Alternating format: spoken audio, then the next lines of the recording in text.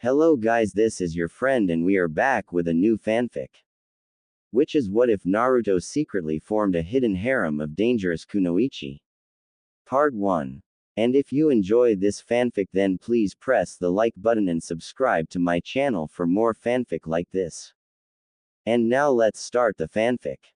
4-year-old Naruto didn't know how he got here.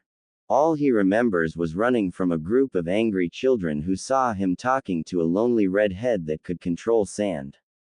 He ran for what seemed like hours, running toward the outskirts of the village. He had tripped over a large rock, fell down into a ravine and into a tunnel way. It was there that he stumbled upon a door. It had a picture of a red scorpion and looked like it hadn't been opened in years.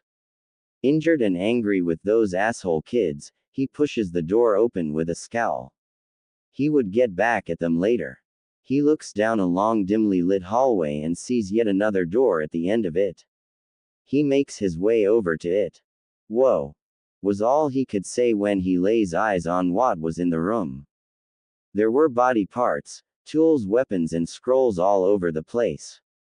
The body parts were made of strong wood. He looks around confused until he spots an old journal. It was sitting on a small worn-out desk and had a black cover with a drawing of a red scorpion on it. It obviously hadn't been used in years. He slowly makes his way over to it and flips through a few pages before realizing that the journal contained a single message. A mere paragraph of words. He reads the message with a raised eyebrow. I am known as Sasori of the Red Sands. That is all you need to know about me. My age is timeless. My prowess is unprecedented. My power will be unrivaled. I am the master of the puppet techniques, killer of a cage, soon to be immortal. I have delved deep within techniques that all others have feared to tread. I have left this room as a taunt to you arrogant Suna shinobi. Haha, no doubt someone will stumble upon this room and use the puppets here to strengthen their own, and I have left the means to do so. And for that Suna you had better be thankful. Naruto smirks and drops the journal. Not at all impressed with this Sasori's little message. Too bad I'm not from Suna. Stupid Sasori Tem. He walks over to a simple-looking scroll and picks it up. I'll become greater than even you. Stuck-up bastard, he says with a frown as he looks at what the title said. Basic puppeteer exercises. Naruto raises an eyebrow and continued to read. What he found intrigued him.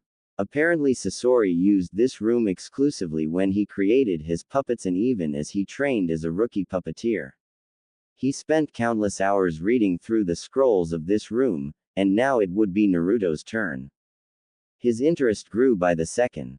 He learned that in order to control the puppet one required the skill to create chakra strings and complex finger movements. There were instructions at the bottom for beginners. He spent the next couple of days practicing the finger movements and the chakra exercises needed to create chakra strings. It went well despite his apparent lack of chakra control. After he had more or less perfected the chakra string, he went on to the next step of learning how to become a puppeteer. He had to learn how to attach the chakra strings to an object and make it move. This was a lot more difficult than creating chakra strings. He quickly learned that he needed to increase his control over chakra if he wanted to accomplish this goal. He spent 2 weeks doing so when yet another scroll was revealed to have several different chakra exercises described in it. Naruto didn't know what compelled him to continue reading the scrolls on puppets or why he even spent so much time learning the steps to learn the technique, but he did. He just kept on reading through the scrolls, learning from the instructions left behind by some unknown shinobi of Suna. Completely unaware of the power he was granting himself. 3 weeks went by and Naruto had succeeded in making an arm on the wall move and launch a barrage of Senbon. He had even managed to use the arm to hunt. He was coming along quickly. His skill growing every day. By the end of the 4th week he was able to walk up and down the walls using his chakra. He was able to quickly and efficiently create and attach chakra strings to the puppet parts and bring them to life. He even had a pretty good grasp of what movements moved what on the puppet. He grins and opens his current scroll a bit further, proceeding to the next step. Step 22: Creating your own puppet. Naruto grins. He didn't know it was even possible to create his own puppet. Then again, it should have been obvious. He read through the instructions on how to use the various tools needed to assemble a puppet of his own.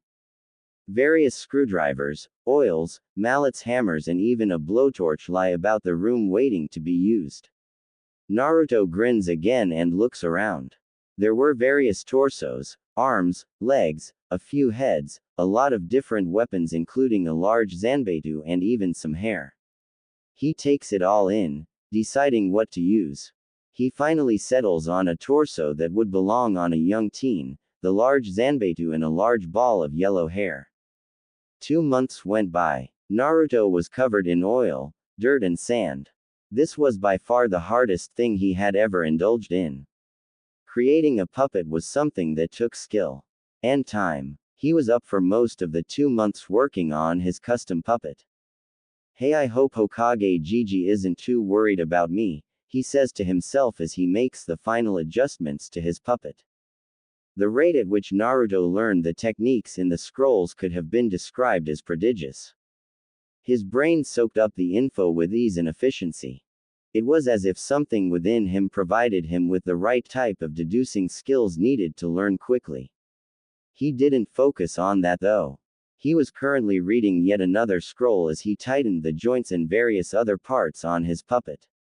This one was a human anatomy scroll. He didn't really understand why a scroll such as this one would be in a room like this, but he figured if it was there then he perhaps should study that as well.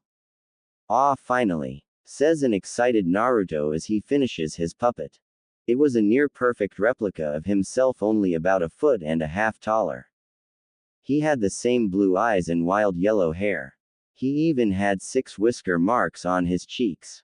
His jaw was segmented so it could open wide enough for various projectiles such as kunai shuriken and senbon needles. The left forearm was a wide cylinder that held senbon and poison gas, while the left arm split in half and a spinning demon wind shuriken attached to a rod extended out. On its back was the large zanbeitu and a long fox tail. The tail was segmented and covered in yellow hair. It was twice as long as the puppet as tall. It held shuriken, kunai and senbon, all dipped in a powerful poison he discovered near the back of the room. It was dressed in a tattered black cloak. That's all he had to work with at the moment, but he planned on changing that. He flexes his fingers and attaches the chakra strings to the puppet to test out his kill and its maneuverability. It immediately comes to life with various clicking sounds. Naruto moves his fingers a bit and the puppet slowly rises to its feet. He grins at his creation. He does a few test movements, causing the puppet to take a couple of steps forward. He smiles. Not bad for his first time. I'll call you Fox Naruto, he says as he pockets the anatomy scroll. The puppet clicks a few times. Naruto smiles and looks around the room. There was so much he still needed to learn. He knew that. He wanted to learn. He craved it. He walks over to the back of the room, his new puppet, Fox Naruto, taking clumsy steps toward him as Naruto continued to move his fingers and control it. Naruto scans the room and spots a pair of scrolls. He grabs them and looks at the titles. One was labeled Storing Your Puppets in Seals while the other was labeled Forbidden. Intrigued, Naruto opens the seal scroll first. Here are the instructions on storing your puppets, it read. Naruto looks down and there was a drawing of one seal. It was quite simple really. It merely required a few complex designs and the kanji for what you were storing in that seal. Naruto grins and pockets the scroll. That would come in handy in the future. He then looks at the other scroll in his hand and frowns. Something that said forbidden on it just didn't emanate a friendly aura. But it's still. He said he was going to surpass Sasori and that's what he intended to do. He could learn whatever was listed in this scroll. This forbidden scroll held the instructions to create a puppet made from a human corpse. In all of its gory detail. Naruto had never read anything so grotesque in his life. Hell, some of the treatment of the villagers weren't as gross as this. He continued to read, drinking in the info and subconsciously storing it within his mind. He learned that in order to create a human puppet he needed a lot of preservatives and a place to get rid of the organs. It was sick yet interesting at the same time. The more he read, the more he learned. For instance, he learned that a human puppet retains the abilities of the person used for the process. This included bloodline limits. He also learned that human puppets are a bit more durable than regular puppets. He pockets the scroll with a smile. He just might use this technique on some of his enemies. Naruto grabs a few more instruction scrolls and heads back toward the center of the room. Fox Naruto following. He looks around with a smile at all the leftover puppet parts, vials of liquid poison and tools. He grabs the tools, some of the jars of poisons and as much weapons as he could hold and puts them in his backpack along with all the scrolls and instructions. He looks around the room one last time and smiles. It was nearly completely cleaned out and Naruto's backpack was stuffed beyond its limits. Sasori of the Red Sands. I thank you very much, he says as he exits the room. I promise to be the greatest puppet ninja ever. And with that, Naruto Uzumaki and Fox Naruto leave the old lab of Sasori of the Red Sands and heads back into Suna to meet with Sarutobi. Scene change. Sarutobi, the third Hokage of Konohagakure no Sato, was panicking.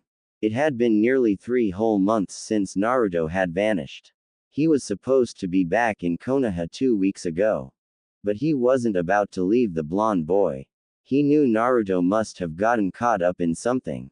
Especially after the young boy by the name of Gaara informed him that Naruto was chased away by a group of mean kids because he had said hi to him and said his sand was cool. Sarutobi could still feel the happiness that was radiating from the redhead. The poor boy was living a life just like Naruto, it seemed. Suddenly a series of clicking behind him causes him to spin around. What he sees causes him to gasp. Naruto? He asks. Nay, I'm right here, Hokage Gigi. That's Fox Naruto. Sarutobi turns to the left and sees none other the Uzumaki Naruto standing on a boulder in front of him. His clothing was torn and dirty and his eyes were half closed. He was grinning with his arm extended and his fingers twitching and jerking. Sarutobi turns back to Fox Naruto and examines it closely. He gasps a second later.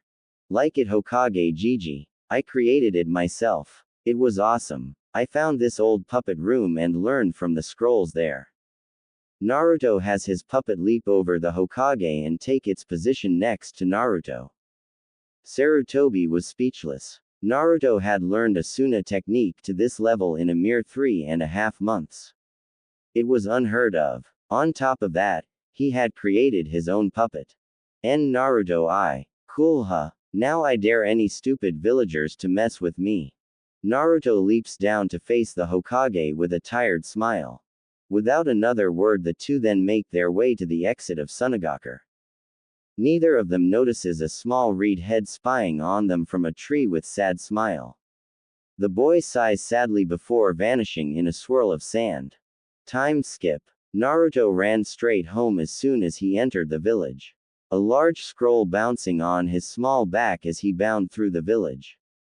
Courtesy of Sarutobi, who told him that walking through the village with a bag full of puppet parts, weapons, poisons and instruction scrolls would rouse the bloodlust of the already bloodthirsty villagers. He had sealed everything including Fox Naruto in that scroll for him. Naruto vowed to learn how to do that as well. He ignored the hate-filled glares and jeers thrown his way as he made his way toward his home. All of his anger and resentment gone for the moment. Replaced by excitement. For just this moment, he burst into his apartment room and drops the scroll to the ground. He bites his thumb and swipes the blood across the kanji for seal. A sizable burst of smoke and a large pile of everything he had taken from Sasori's room was in front of him. He grins and grabs Fox Naruto and places him in his chair. He then grabs all of the scrolls and puts them in a pile at the foot of his bed. Next are all the weapons. He had actually managed to stuff quite a few in his backpack before Sarutobi sealed them. 3 katanas, about 600 senbon needles, 80 shuriken, 100 kunai, 2 large demon wind shuriken, a pair of broad swords, a chain whip, a chain scythe, an extendable spear and 10 wicked curved daggers made up the pile. Next were the puppet pieces. There wasn't much, seeing as Naruto didn't want to be using Sasori's parts, but there were some essentials. 3 heads, 2 torsos and a set of arms and legs and 6 bottles of purple poison. He would make his own parts in the future. Last were the tools. The hammer, screwdrivers, the drills, the blowtorch. Everything he would need in order to build a puppet. Almost everything. He needed more tools and supplies. An issue he would address later. There was also that scroll on human puppets. Should he do such a thing? Turn someone into a puppet? For now he didn't have an answer. Worry about that later. I got work and training to do. He thought excitably. Over the next 6 years, Naruto became an enigma. He completely enthralled himself in the studies of the puppeteer and hardly left his apartment. He worked tirelessly day and night getting stronger. Sasori's message was taped to his wall, taunting him, forcing him to grow stronger. He completely isolated himself from the civilization that scorned him so terribly. He never once created another puppet, but he did create several different installations for Fox Naruto. Controlling the puppet became second nature. So well developed that it looked like the puppet possessed a life of its own. Naruto hardly had to move anything to get the puppet to follow his commands. He spent countless hours reading through the scrolls, learning constantly, and it seemed the more he learned, the more possibilities that revealed themselves. The art of the puppeteer was truly a treasure to discover. His skill skyrocketed. By the end of his second year he was able to control numerous items at once, one for every finger. This alone meant that Naruto could control Fox Naruto with a single finger. Over the years his apartment became a spitting image of Sasori's room. Homemade puppet parts, weapons and tools hung on nearly every inch of the wall. He took to growing herbs for his poisons and even had a little forge in his kitchen floor, and since he lived on the top floor no one really noticed any smoke. He ventured out every once in a while and stole whatever he could get his hands on. Food, clothing and materials fell to his chakra strings. Sarutobi had taught him numerous funin jutsu.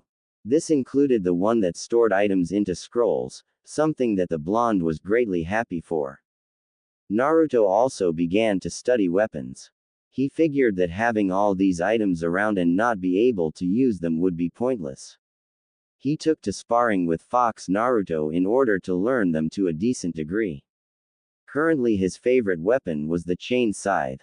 Naruto trained intensely every day. He forged some makeshift weights and drew some seals on them that could store chakra and use it to increase the weight holding him down, and practiced daily routines every morning. This consisted of push-ups, punches, kicks and hanging from the ceiling upside down using chakra. It was a sloppy, unorthodox routine, but it was doing wonders for the boy. He learned much. Between living alone and furiously training to be the greatest puppeteer, he had to learn these things. This included cooking, cleaning, sewing and even hairdressing. He was never out of things to do. Another aspect of his training was the knowledge of the human body. Not a day goes by that he didn't read a bit of that book. It was always with him. This book provided him with a vast amount of understanding. It helped him with his puppetry skills very much. It also gave him the knowledge he needed in case he decided to create a human puppet. For 6 years no one had heard a single word about Naruto. They knew he holed himself up in his apartment, but no one really cared. Just so long as the demon stayed out of their sight. That is until the 10th celebration of Kyuubi's defeat. That was when everything changed. Time skip. Like any other night, 10-year-old Naruto Uzumaki was nose-deep in a scroll and tinkering with Fox Naruto's tail. He had shortened it after about 2 years. Now he was drawing a few more weapons, storing seals, and making his routine check-up of the joints, latches, and openings for the numerous contraptions hidden on the tail. He was lost in his own world of human anatomy and puppet maintenance when it happened. Crash. Bam. It came so suddenly Naruto didn't have time to react. A brick smashes through his window and bashes him in the head. At the same time, his door is kicked in and about 20 villagers burst into the room wielding sake bottles, knives, planks, and stones. Also 3 ninja came in through the broken window. 2 chunin and an anbu. Naruto's head was killing him and blood was gushing from the split in his skull. He groans. The group pauses when they see the assortment of items in the room. The lead villager voices his opinion. What kind of sick practices are you doing in here, demon? He lifts up a puppet head and tosses it across the room. A woman cringes. It looks like he was practicing for when he really decides to sat his bloodlust. The villagers and the 3 ninja glare. Well, we won't let that happen now, will we? Asks the anbu in a female's voice. There was a loud cheer of, hell no. Before they all surge forward at the still dazed and confused Naruto. Fox Naruto being thrown to the side. The villagers pounded upon Naruto's prone form without mercy. They kept shouting things like, time to finish what the 4th started. And, we've let you live long enough. You thought you were safe in this apartment. For what seemed like hours they attacked the boy who for the most part still didn't know what was going on. He could feel the pain, hear the taunts and decipher how many there were, but he still didn't know how or when this attack had started. It was relentless. And it brought back the memories of his earlier childhood. Blood poured from nearly every part of his body. Gashes and broken bones decorated the boy's entire body. He passes out just as the beating stops and he is hoisted up by his underarms. Naruto's mind. Naruto sighs and gets to his feet. He looks around with a sad but angry smile. His eyes scan the area. Where the hell did they dump me this time? He says as he takes in the pale yellow glow of his surroundings. He also notices that the ground was covered in ankle-deep murky water. A sewer. How original. He deadpans as he begins to look for an exit. He rounds a corner and takes off down the hall. He comes to another corner and sees a red glow. Must be sunrise, he says as he rounds the corner. What he sees was not the glow of the sun rising. It instead was a gigantic gate with a paper seal on the front of it. The red glow was emanating from inside. Naruto raises an eyebrow. Hilu www. A pair of huge red eyes suddenly snaps open. This causes Naruto to yelp and leap back. A deep growl so menacing it nearly causes the sewer walls to nearly fall apart erupts from behind the bars as massive fanged grin reveals itself in the darkness. Then there was a voice. It was terrible, deep and menacing. The voice of a creature that reveled in destruction. So, you have finally come here, you pathetic human boy. What is it that you want from me? Naruto stares wide-eyed at the beast. Unable to say anything. A set of massive claws suddenly slams into the bars. Answer me, mortal. Naruto snaps out of it almost instantly. His eyes harden and he stares at the beast with anger and hate. Listen. I don't know who think you are and I don't care. I've been beaten and tossed into this godforsaken sewer by a bunch of blind Konoha bastards. I don't have time to be fucking around with you. Now tell me how to get the hell out of here. The beast is silent for a couple of minutes until it laughs. A deep rumbling laughter that echoed all throughout the yellow sewers. Ha ha ha. You must be my jailer. I admire you guts, brat. Even if you are an insolent whelp. Naruto raises an eyebrow. Jailer. What are you talking about, beast? The beast's grin grows as he speaks again. It does not surprise me that you do not know. Ha ha, humans are such simple creatures. Perhaps that is why I enjoy feasting on their marrow so much. Tell me, boy, what do you know of the Kyuubi no Kitsune? Scene change. Sarutobi was walking through the village, enjoying the festival. He was in a great mood. This was a day he didn't have to worry about paperwork. All around him there was activity. Everyone was celebrating the defeat of the Kyuubi no Kitsune 10 years ago. This brought him to another thought. Naruto Uzumaki hadn't shown up to visit him in a year. He hoped the boy was alright. It wouldn't be until the next day that he would become aware of the situation unfolding in the slums of Konoha. Scene change. The villagers, the shinobi and the residents of the apartment complex were gripped by a terror that they haven't known in 10 years. 3 minutes ago the female Anbu was smirking with her katana poised to strike. That was 3 minutes ago. Before an unbelievably powerful red chakra exploded from the boy's body and his eyes turned red and demonic. What the hell? The demon. It's escaping. Screams the Chunin a second before the power dies out and the boy glares with a look of contempt and hate. Okay everyone, we need to talk. Now. Naruto jams his clawed hand into the chest of the villager who was stupid enough to still be holding him and rips out his still beating heart. You bastards sealed the Kyuubi no Kitsune within my navel in order to save this place and you still treat me like trash. The man dies and the rest of the group is now desperately searching for an escape route. I'm a hero here if this is true.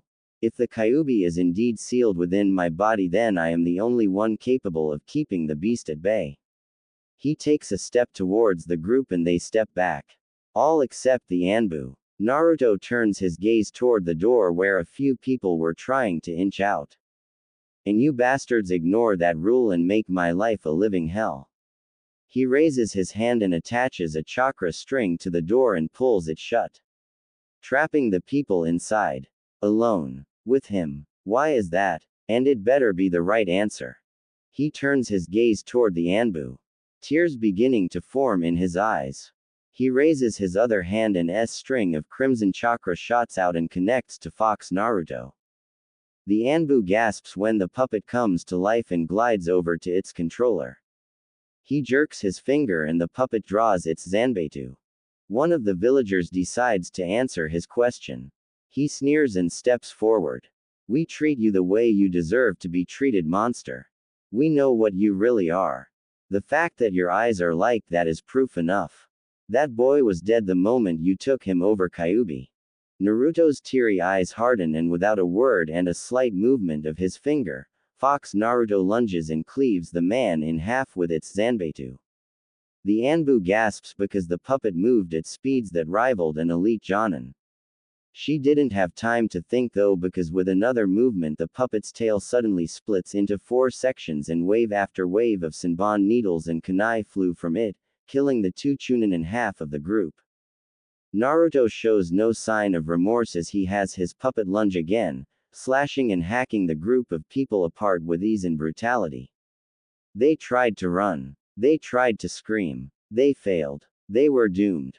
And the entire time this was happening, Naruto stared down the Anbu woman. Tears streaming down his face. Wrong answer, he says as the last villager falls to Naruto's puppet. The Anbu glares and tightens the grip on her katana as the puppet rejoins Naruto at his side. Going to kill me next? Save the challenge for last? She asks.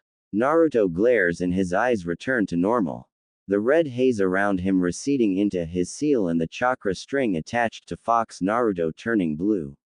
He twitches his finger and the puppet suddenly spews a cloud of purple mist at the woman from its mouth. She didn't have time to react and the mist was inhaled. What the? Naruto speaks again as he approaches the staggering woman. His voice normal again. I will not kill you. This time. He draws his own katana and lops off the woman's arm without a second thought. She screams out, but her senses were too messed up by now for her to do anything about it. Return to Hokage Gigi and let him know that I am Naruto Uzumaki, puppet master of Konoha, jailer for the Kyuubi no Kitsune. My age is 10. My prowess will be unprecedented. My skill will be unrivaled. He reaches down and yanks the mask from the woman's face, revealing beautiful brown eyes and long purple hair. Tell Hokage Gigi that anyone who crosses me from now on will meet a terrible end and become one of my tools. The woman looks up with clouded vision, clutching the bloody stump of her arm. I will not put up with anyone's crap anymore. Not after what has just been revealed to me, says Naruto as he picks up the woman bridal style. I am Naruto Uzumaki, and those who cross me will be turned into my tools. He then leaps out of his window with the woman in his arms. 2 days later, Sarutobi could be seen sitting at his desk on the verge of tears as he and the now one-armed woman watched through his crystal ball, as Naruto began the process of turning his would-be attackers into human puppets. Hokage-sama, why did he spare me? Asks the woman. Sarutobi sighs and gives the woman a mild glare. I do not know Yugo. Especially since you should have been the first one he killed. Yugo looks down in shame. I know. You should have thought before you acted. You listened to those villagers far too much and now an entire apartment complex worth of Konoha citizens has been lost. Yugo's head bows down even further. I'm sorry. Sarutobi sighs and puts a hand on the woman's shoulder. I am not the one you should apologize to. Yugo looks up with teary eyes. I'll find a way to let him know. I promise Hokage-sama. Sarutobi smiles. Good. And who knows? He may even return your arm someday. Yugo smiles a bit as she returns to watching Naruto. Hokage-sama, just where did he learn the puppet technique? Sarutobi smiles and says, I took him to Suna. He learned it there. I see. Still, human puppets. Just who did he learn from? Sarutobi gazes into the ball and sighs. He learned from the leftover findings of an infamous former shinobi of Suna. Do you mean? Yes. Naruto Uzumaki stumbled upon the old training grounds of Sasori of the Red Sands. I only hope that Naruto do not emulate the man too much. Yugo could only nod. 5 months later, the apartment complex came back to life. But there was one key difference. The people that now guarded the now large home of Naruto Uzumaki were no longer alive. Their arms and legs were segmented and their skin was the color of stained wood. They wielded numerous weapons and wooden hands built into the building at numerous points controlled them with the help of a layer of chakra-storing seals, sensor seals and security seals. They had become Naruto's guards. His tools. His security puppets. Hey, anyone who gets too close to this place now, better be on guard. Those seals pick up on chakra and ill intent. The second they get within 2 feet of this place, my puppets will attack. Naruto smirks and flops down into his bed. Fox Naruto clicking a few times before becoming silent and dropping to the floor. For the first time in a long time, Naruto Uzumaki felt safe. He closes his eyes as visions of stronger human puppets began to dance around in his mind. I wonder if Sasori is still alive. If so, then he better be prepared for the day we meet. I might make him my tool if he isn't careful. Naruto falls asleep with this thought. An obsession beginning to form in his 10-year-old mind. This brat is an interesting one. I never knew one could do such a thing as turn a living creature into a lifeless tool. And it appears he aspires to turn all of his greatest enemies into these tools. Heh. Let's see if you accomplish this goal, boy. The Kyuubi then closes his eyes, resuming its long slumber. A year went by without much incident since that day. No one dared approach Naruto's home after Sarutobi had spread the boy's message. Well, almost no one. The few that disregarded Naruto's warnings soon fell to his ingenious traps and puppets. The name Naruto became an infamous one in Konoha. The council was enraged at Naruto's boldness but soon found they too could do nothing about it. Sarutobi had made it perfectly clear that Naruto is not be harmed. There was also the fact that his traps were dangerous enough to take out an Anbu. And they only seemed to be getting more intricate and dangerous. Civilians and shinobi alike had stories to tell about the infamous puppet house, as many came to call it, using it to scare their children in order to keep them inside at night and causing a few people to wallow even further in their hate. Naruto left his place even less than before after that day. Not even Sarutobi had seen much of the boy. It made him sad to know that a village such as Konoha could do that kind of thing to a child. It hurt him deeply. Scene change. Yugo was doing her daily patrol through Konoha like any other day, only she was lost in thought. She had always been so since that day. She unconsciously touches the stump where her left arm used to be in size. That day flashed through her mind constantly. That day she nearly stabbed him with that sword, and the day that he looked at her with those deep red demonic eyes that held more sadness and pain than any human she had seen. It was at that moment that she realized her mistake. Or perhaps it was when he spared her life and dropped her off at the hospital, taking only an arm as punishment. She sighs and says one word. A word that was meant for only her but was picked up by her partner and caused him to raise an eyebrow. Naruto. Is that the guy who took your arm? Asks Gecko Hayate with kind eyes. Yugo nods, slightly surprised that the man heard her. He's a young boy who has been done a great injustice. Hayate nods. He's that puppeteer boy, right? The one everybody talks about. Yes. Hayate looks up in thought for a few minutes as the two continued to walk. He was so silent for a few minutes that Yugo was getting a little impatient. Finally he smiles and says, "Go see him."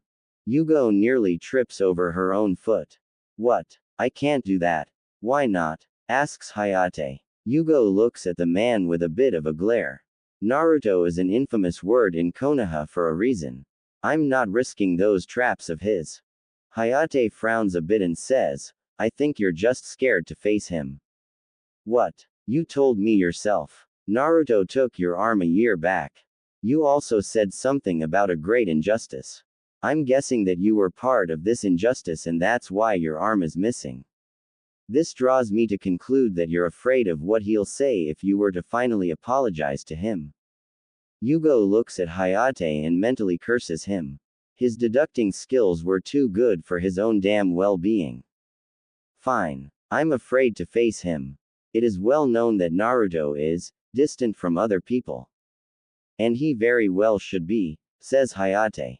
Yugo nods, "But it's not just that. Naruto has been forced to resort to killing at such a young age. He trusts no one and he's quicker to add to his puppet collection than he is to listen." All valid points. You are absolutely right, says Hayate. Yugo was going to say something else but was cut off by the man next to her. "But you forget one simple thing, Yugo Uzuki." "Oh yeah, what's that?" Hayate smiles and puts a hand on her shoulder. "Naruto spared your life that day. He must have some bit of faith in you. Somewhere." And with that he leaps away. Scene change. Sarutobi sighs as he straightens out his robes and walks down a hall. He was not looking forward to this. No, not looking forward at all. The council had summoned for him a few minutes ago and he already knew for what reason. He approaches that door and pushes it open. He is met with the gazes of every council member in the room. Their faces were emotionless and frozen, but their eyes betrayed what they were feeling. And Sarutobi didn't like what he was seeing. "Ah, Hokage-sama, it is good of you to join us. Would you like some coffee?" asks his old female teammate. Sarutobi takes his seat but turns down the coffee. He decides to get right to the point and address the situation.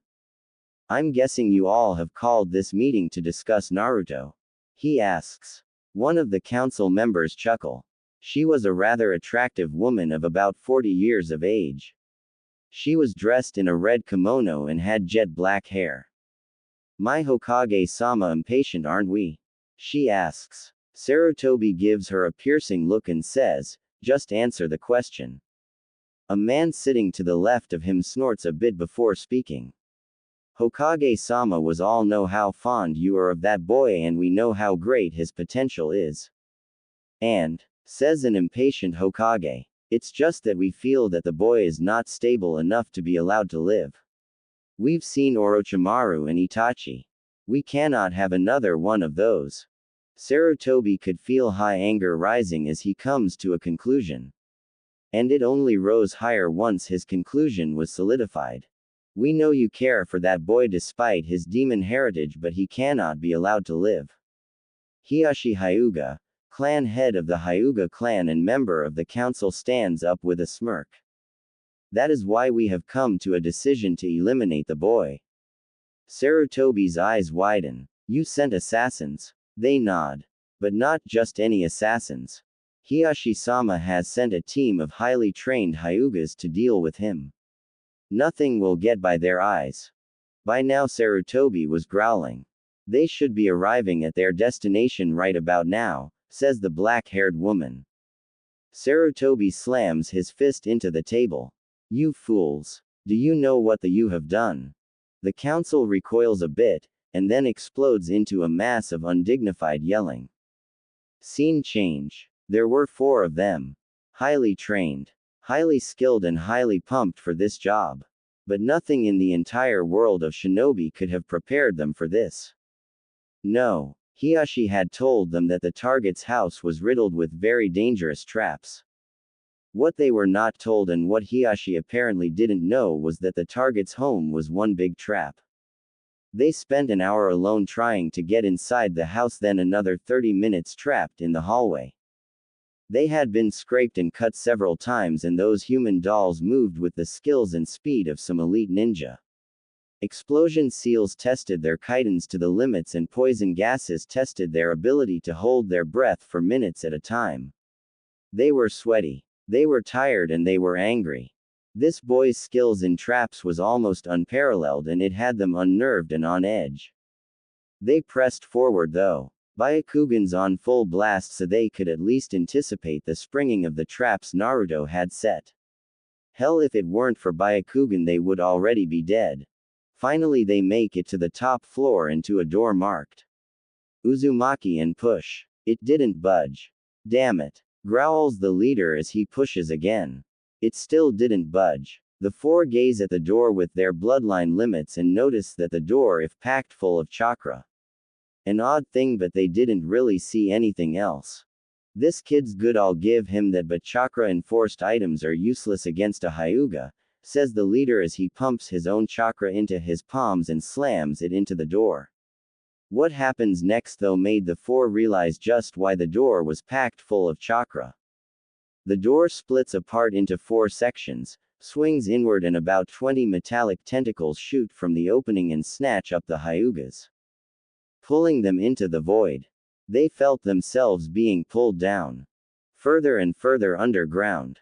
Past the 2nd floor. Past the 1st floor. Past the basement until finally they are dropped into what looked like a large dojo. Confused and still shaken, the 4 Hyugas get to their feet and watch as the tentacles recede back into the ceiling. They were getting ready to ask where the hell they were when someone speaks up. It was a voice devoid of emotion and feeling, and it was a voice that belonged to a child. You guys must be pretty good to make it this far. But you die now. I hope Hokage Gigi understands why. The Hyugas all whirl around to the source of the voice and gasp at what they see. That was right before the walls, doors, and floor were covered in iron bars, and several tubes jutted from the ceilings and began to spew out green gas. They didn't have any time to do much else as the gas hit them and they are almost instantly paralyzed. Naruto approaches the 4 downed Hyugas wearing a special mask that kept him from being affected. He had them trapped. No one enters my place and leaves it alive. Unless I want them to. He then draws his katana and swings. Half-hour later.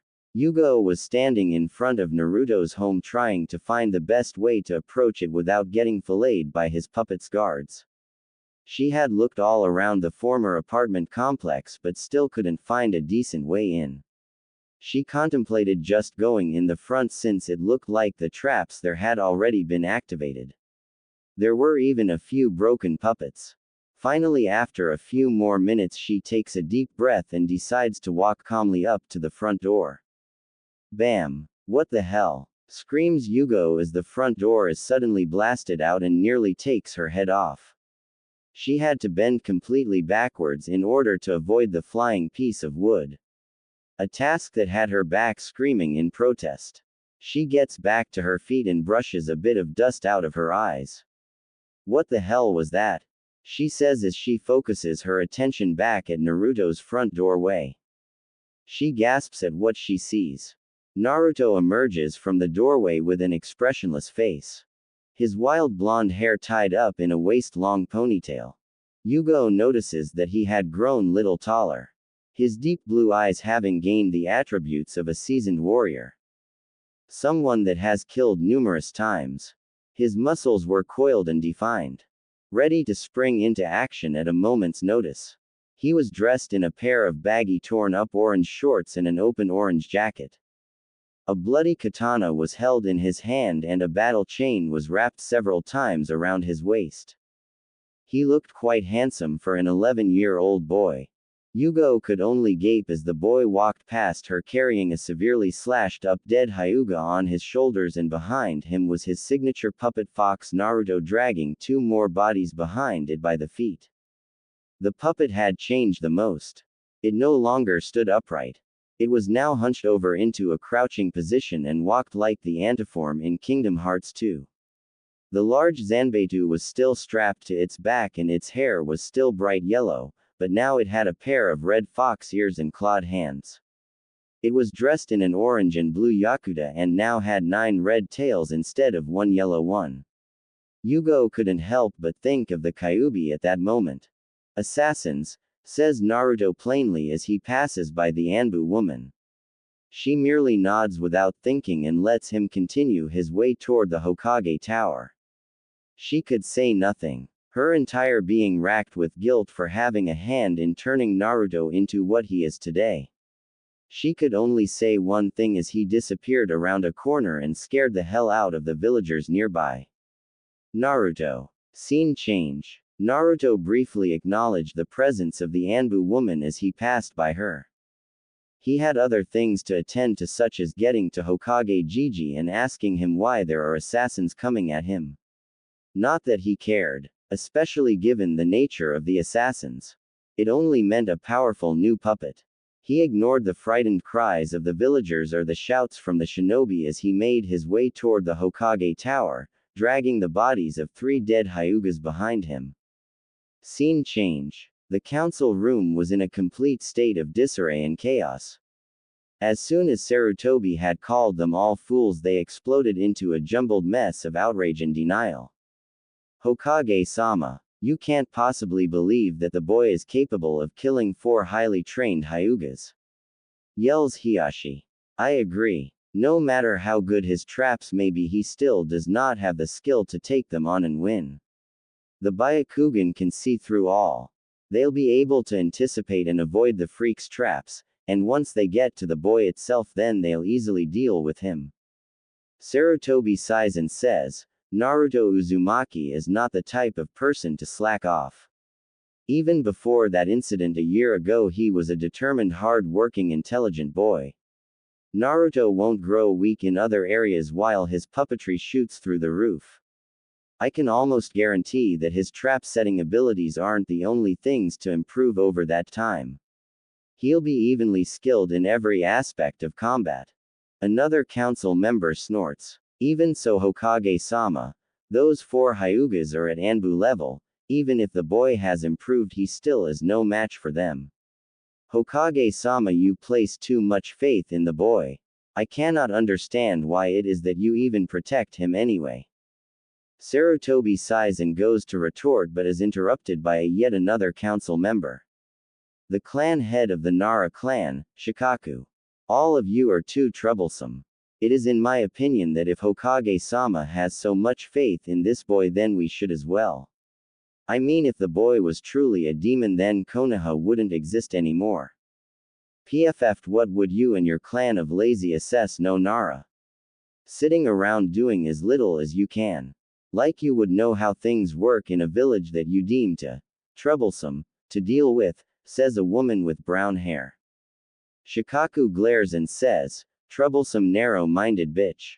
Why, you god. The woman didn't get to finish because one of the Anbu guards suddenly came blasting through the door and slams into the opposite wall. He falls to the ground unconscious.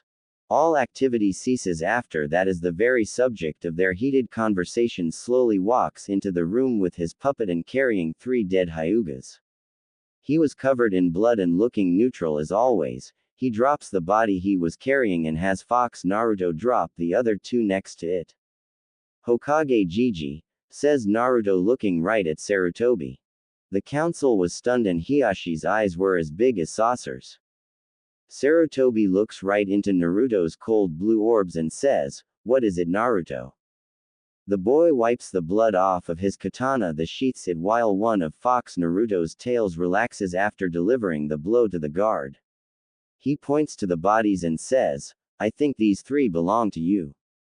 Sarutobi could only nod. Naruto looks right at Hiyashi and says, "And I kept the last one. I thank you for the gift." Hiyashi snaps out of his shock and practically breaks the windows screaming, "What the hell do you mean, brat?" Naruto grins. It was a look that sent chills down everyone's spines as he has Fox Naruto re-strap its own sword on its back. His gaze never leaving Hiyashi's. "I have gained a powerful new tool because of you and this council and I thank you for it." He then turns to leave. "Wait, boy!" screams the Hyuga head. Naruto pauses but does not turn around. "What is it, Hyuga Tem?" Hiyashi glares so hard his Byakugan activates. "You will return Yoshino, now." Naruto looks up. "Oh, so Yoshino is her name. A pretty name for such a pretty woman. I'll make sure to remember her name." He then begins to walk out again. "Boy, did you not hear me?" Naruto says nothing. Hiyashi reaches into his robes and pulls out a white kunai. "You will listen to your betters, demon." He chucks it hard before anyone who was not against Naruto could do anything. What happens next stuns the Hyuga clan head. Fox Naruto reaches up and plucks the kunai right out of the air before vanishing and reappearing in Hiyashi's face with that kunai to his neck. Controlling Fox Naruto has become second nature to me. I always have a chakra string attached to him. I've gotten so used to this, that Fox Naruto is like a sixth sense. The puppet presses the kunai a little closer. I control this puppet out of instinct and reflex alone now. A really powerful defense. Attacking me will get you killed. Especially if you underestimate me, Hyuga Tem. He has Fox Naruto release the stunned Hyuga and leap back over to his side. And as for Yoshino-chan, she died swiftly. I assure you. He then turns to leave again. "Oh, and you'll only be losing shinobi if you keep sending assassins after me. I am not the helpless boy you can abuse anymore and I won't hesitate to end lives.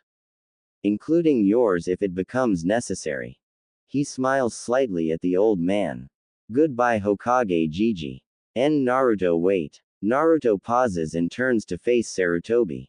"Yes. I would like you to join the Ninja Academy again." "What?" yells the council. Naruto looks up and says, "I'll think about it. First I have to go and prepare Yoshino." Sarutobi nods. Naruto turns to leave but is stopped a third time. This time by the Inuzuka clan head Sume. "Uzumaki-san, if you don't mind me asking, how did you manage to kill those 4? Naruto looks up then at Sume with a smirk. "I trapped them in my training dojo where I gassed them with my paralyzing solution before I opened them up with my katana like a couple of cans of tuna." He then quickly exits, leaving a room full of shocked village council members and a smirking Hokage. Scene change. As Naruto was heading back to his home, he once again spots the Anbu woman. She was heading toward the Hokage tower looking deep in thought. He examines her a little closer this time because if he remembered correctly she was staring at his home. His eyes finally rest on her purple hair and he has a realization. "You are that Anbu," he says, causing her to snap her head in his direction. They lock eyes for a whole minute before Naruto turns and continues on his way. He had a new puppet to create after all and time was of the essence. Yugo on the other hand continued to stare at him until he vanishes into his home. She couldn't stop. Her heart was aching. "Naruto, I'm sorry," she whispers before body flickering away. What she didn't notice was that Naruto was looking at her through one of his windows with a special hearing-enhancing seal over his ear. All he wanted to do was confirm whether or not she was trying to kill him. He never expected to hear a genuine heartfelt apology. He smiles a bit and looks over at a jar. It had a perfect conditioned arm contained within it and was covered in preserving seals and embalming fluid. Hey, perhaps sparing her life was a good thing, he says as he pulls the ribcage of Yoshino apart and takes out the organs. And perhaps I'll take Hokage Gigi up on his offer. Scene change. Hiyashi explodes into Sarutobi's face with pulsating veins and a red face. Hokage-sama. How could you? How could you let that abomination waltz up in here after killing 4 members of my clan and be so disrespectful? How could you allow him to threaten us all so openly? I agree. Hokage-sama. Everyone here heard the boy say he won't hesitate to attack and kill us. That should be liable for execution, yells the woman in the red kimono. Shikaku and the Yamanaka clan head, Inoichi sigh. If he does decide to kill you, it would be your damn fault, says Inoichi. I agree. It is the ignorant people like you that do this to the boy. He has every right to be the way he is. What? Sarutobi clears his throat loudly to get everyone's attention. Once he has it, he speaks in an almost cold tone. Naruto Uzumaki is indeed a unique case. He has indeed threatened the council and anyone who crosses him wrongly. I hold no ill will toward him for that. There are several gasps. You all can do what you see fit, but I warn you now. Naruto Uzumaki is now officially under the protection of the Hokage himself and the Sarutobi clan. What? Hokage-sama. Enough. This is my decision. You have done enough to him already. I do this for the good of him and Konoha. Naruto will kill you all if no one puts a stop to this whole damn fiasco. The Naruto-hating council members could only stutter incoherent sentences and stare with huge eyes. Sume, Shikaku, Inoichi, and the Akamichi clan head Shuza rise to their feet and begin to leave. Naruto Uzumaki also has the protection of our clans. We have decided that it's too damn troublesome to waste time hating him for something he has no control over, says Shikaku. Hiyashi and the rest of the council begin to scowl and the woman in the red kimono decides to get their last words in. You will protect that demon? Asks the woman. Always. It was the Yondaime's wish after all, says Shuza. Even as the boy murders innocent people and turns them into his dolls with his sick experiments. Asks Sarutobi's old teammate. If Naruto turns someone into a puppet, then they had it coming. Naruto has made it clear on his intentions. If you leave him alone, you need not worry, says Shikaku. I don't believe that. I refuse to believe that, says Hiyashi. Believe what you will, says Sume as she and the others exit the room. Sarutobi looks at the rest of his council and says, like I said, do what you will, but if you attack him and he cannot fight back, then you have 5 ninja clans to deal with. He bows and exits the room, hiding his smirk. Time skip. About 3 weeks later, Naruto was seen walking through the village with a new puppet following him around instead of Fox Naruto. This one stood proudly and arrogantly and had a slimmer figure than Fox Naruto. Long black hair with silver streaks flowed freely in the wind and a white kunai hung from its waist. Dressed in black and white robes and gifted with a set of beautiful pale lavender blank eyes was Yoshino. Naruto's first bloodline limit holding human puppet. A member of the esteemed Hyuga clan. The most powerful clan in Konoha. A clan whose bloodline limit is sought after by the Hidden Cloud village. Now, to get some instructions on the Jukin, says Naruto as he and Yoshino leap up to the rooftops. I can't have a useless tool after all. He has her draw her kunai to defend from any possible attackers. The village may be scared of him for the most part, but they were not cowards. They would attack him the first chance they get. He was reading a book titled, Konoha's Bloodline Limits and heading toward the Hyuga compound. A look of determination and sick excitement adorning his face. The Hyuga clan was in an uproar. It had been 3 weeks since Naruto killed 4 Hyugas and had the nerve to make one of them his puppet. The council was not very happy to hear that part of Hiyashi's report. Naruto Uzumaki had control of the Juken. He possessed the Byakugan. It was inconceivable to them. The whole clan soon heard about what Naruto had done. Some were quite impressed with the boy. He had taken out 4 very powerful main branch members of the Hyuga and made the bloodline limit more or less his own. However, as many as there were people who now respected Naruto, there were about 10 times more who hated him. Hiyashi had banned anyone of the Hyuga clan from associating with him, and any who disobeyed his orders would be killed on the spot. The Hyuga council began searching for a powerful Hyuga in order to train he or she exclusively so they could kill Naruto. Hiyashi had made a speech 2 hours long explaining to the entire clan that Naruto, the Kyuubi monster incarnate, was stealing bloodline limits and murdering innocent people. He even told them how the demon has brainwashed the Akamichi, the Inuzuka, the Nara, the Yamanaka and the Sarutobi clans. He had told them how they had to train 3 times as hard in order to do this demon in the future. He had the Hyuga clan on high alert that day. But they were so caught up in their worry and fear that they didn't notice as 2 figures slunk their way toward the Hyuga scroll room. Naruto and his puppet Yoshino approached the locked wooden door of the Hyuga scroll room and smirked.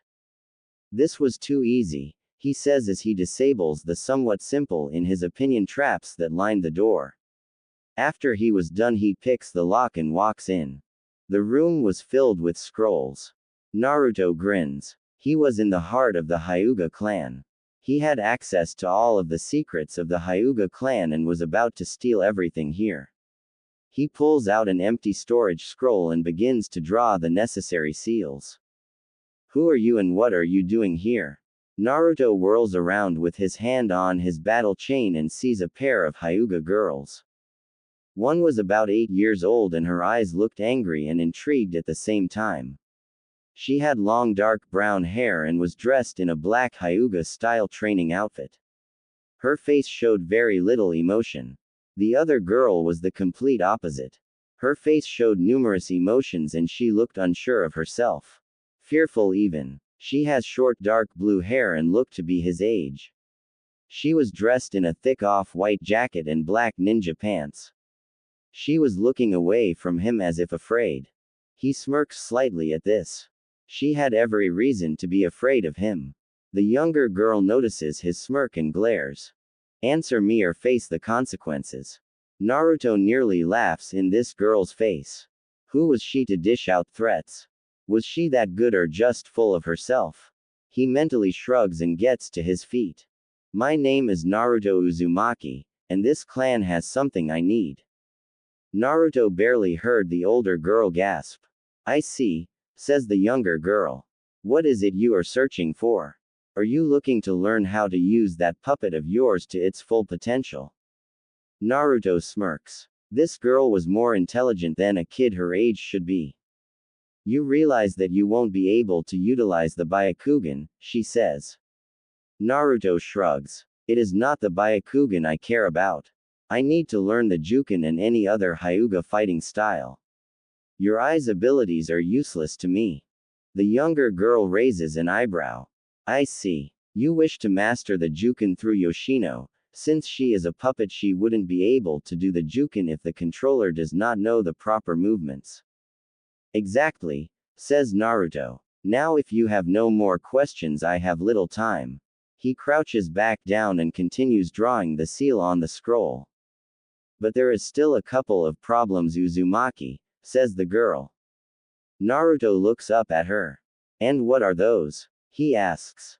The girl smirks and says, you cannot master the Juken if you cannot use the Byakugan. If you do not have the Byakugan, you do not have the ability to see the chakra coils or the Tenketsu. Naruto looks up. I don't need to see the Tenketsu in order to learn the movements for the Juken. So it is an irrelevant issue. The girl sighs and says, fine, and turns to leave. The older girl was still looking down at her feet and pushing her fingers together nervously. Come Hinata. Father waits for us, says the younger girl in a firm but caring voice. Hinata nods and gives Naruto one last look before turning to leave. Good luck, Naruto-kun, she says in the faintest of whispers. Naruto ends in response, stunning the girl. Hinata, come on, we must not be late, says the younger girl as she pokes her head back into the room. Hinata nods, her face crimson and riddled with shock as she shuffles out of the door. The younger girl gave Naruto one last look before saying, 5 minutes, and then leaving. Naruto smirks. He wouldn't need that much time. Scene change. Hanabi Hyuga didn't really know why she was letting that boy get away with what he was doing. Perhaps it was a deep-seated respect after hearing what he is capable of. Or perhaps she was interested in whether or not he could really learn how to use a Hyuga puppet in the art of Juken. She shrugs as she flops down into her bed. It was in the past already and she had to prepare for the chaos that is sure to follow Naruto's actions. Hinata was lost in thought. Or perhaps she was spaced out as she usually was. Hanabi didn't really pay much attention anyway. She closes her eyes and sighs. Sometimes I wish I was not from such a prestigious clan.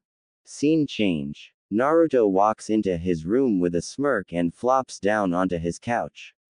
He had just got back from the Hyuga scroll room and was feeling quite satisfied. He didn't even have to kill anyone to keep them quiet. He bites his thumb and opens up his storage scroll. Without a word he smears the blood on the seal and a large puff of smoke follows, revealing the contents of the Hyuga scroll room. He smirks. Time to get to work, he says to himself as he opens the nearest scroll. This was a scroll that explained a bit about the Hyuga clan and its origins. He tosses it aside a minute later. The history of the Hyuga clan interested him very little. He opens another scroll and sees that this one is a family tree. He also tosses this one aside. 5 hours went by and it was now late evening bordering on night. Naruto was slightly frustrated. All of these scrolls were useless to him. He sighs and opens on of the last 3 scrolls remaining. It was a ninjutsu scroll. He looks through it and sees 2 water techniques, a fire technique and a flower technique. He puts the scroll aside for later. He eyes the last 2 scrolls and smirks when he sees the labels. Hyuga style fighting. Juken or the gentle fist. At last, he says as he seals up the rest of the scrolls. Scene change. An alarm was blaring. People were running around frantically trying to find an explanation to what the hell was going on. People were yelling and panicking saying things like, "They're gone. We've been robbed." It was chaos. Hiyashi's eyes were bulging with an enraged Byakugan. And he was close to strangling anyone who got too close to him. Only 2 people knew what exactly was the cause of the Hyuga clan's plight.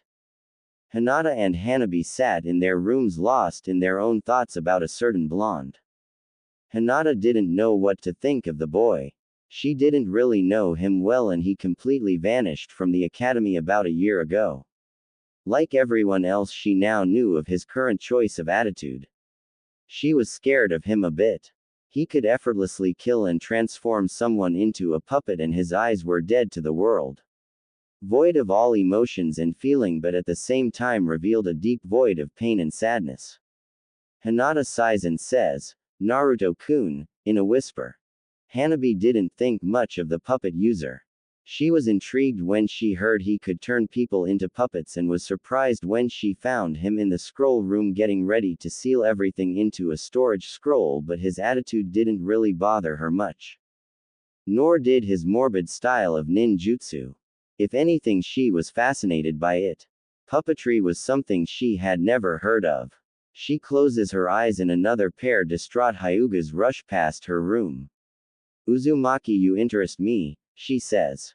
Scene change. "Bah, the Hyugas are all nothing but fucking talk," screams Naruto as he slams the Juken scroll into the wall behind him. He spent 2 hours studying that scroll and breaking down the instructions and fighting style, and he came to one conclusion.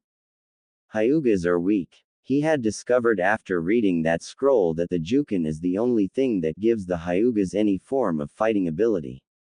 That and the Byakugan. They rarely used ninjutsu or genjutsu or weapons for that matter and depended on Byakugan far too much. The Jukin wasn't all that hard to memorize, and they only had 2 special attacks, Kaiten and the 8 trigrams 64 palms. He copied the instructions for these 2 attacks along with the method for using chakra to do internal damage down and sealed the scroll up with the rest. The Hyuga ninjutsu scroll, however, sat at the end of his bed. If they don't want it, then I'll be glad to take it and use it for myself, he had said. He grabs the storage scroll and leaps out of his trap-rigged window and onto the ground below. The Hyugas can keep their useless junk, he says as he walks back toward the Hyuga manor. Scene change. It was night now and Yugo was still sitting in the one spot she had been since earlier that day. At the top of the Hokage Tower. She was lost in thought, all awareness of the world around her completely gone. Thoughts of Naruto still racing through her head. How was she going to approach him and apologize? Especially after all this time. How could she face him now?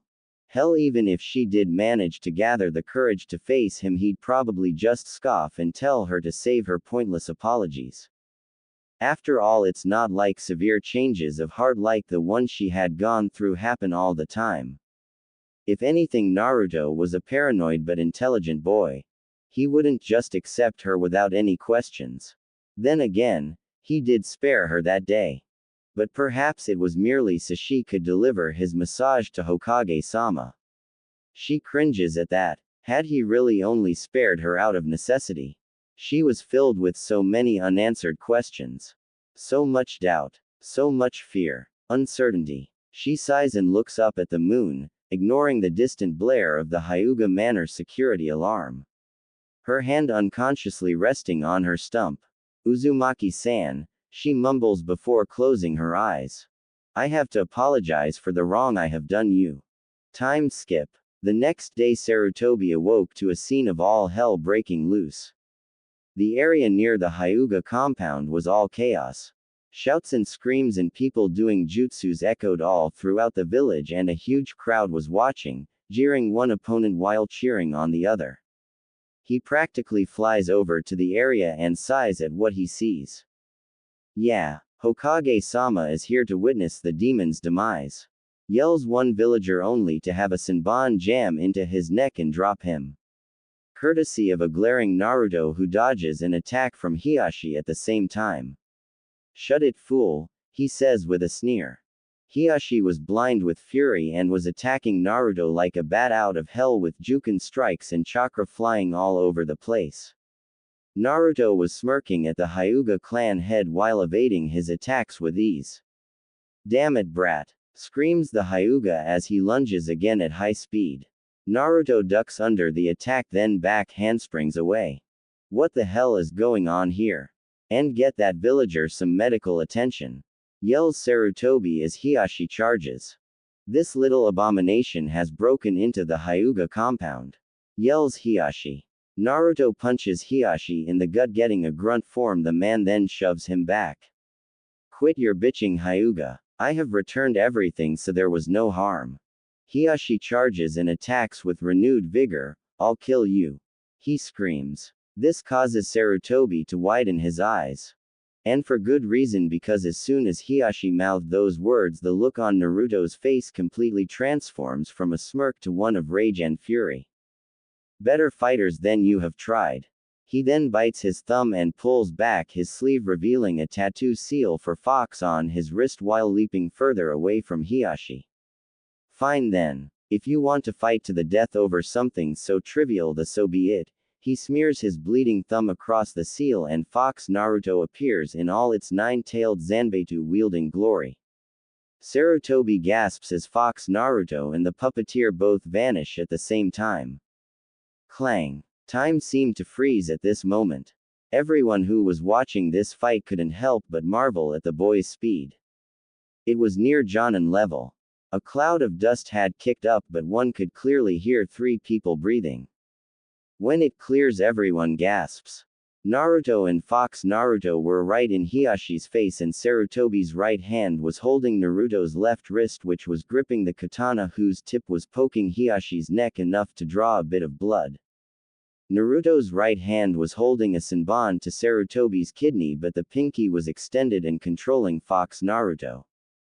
The Hokage had obviously intercepted the blow, which was aimed for Hiyashi's ribcage. Luckily, Sarutobi was wearing protective ninja gear and was not stabbed by the poisonous needle. Sarutobi's left hand was holding a katana and intercepting Fox Naruto's zanbeitu would have cleaved the Hyuga right down the center. But the last things that truly had Hiyashi gripped by fear were the puppet's 9 tails. Each one was pointed directly at his chest, legs, and stomach, and each tail had split open, revealing poison-drenched blades mere millimeters from impaling him. Naruto glares at Hiyashi with malice and cold eyes. He does not let up on his sword, nor does he struggle against Sarutobi. He just stares at Hiyashi's blank lavender orbs. Hyuga Tem, I told you I have returned your scrolls. I merely needed to study your fighting style if I'm going to use Yoshino to her fullest potential. For some reason this causes Hiyashi to laugh.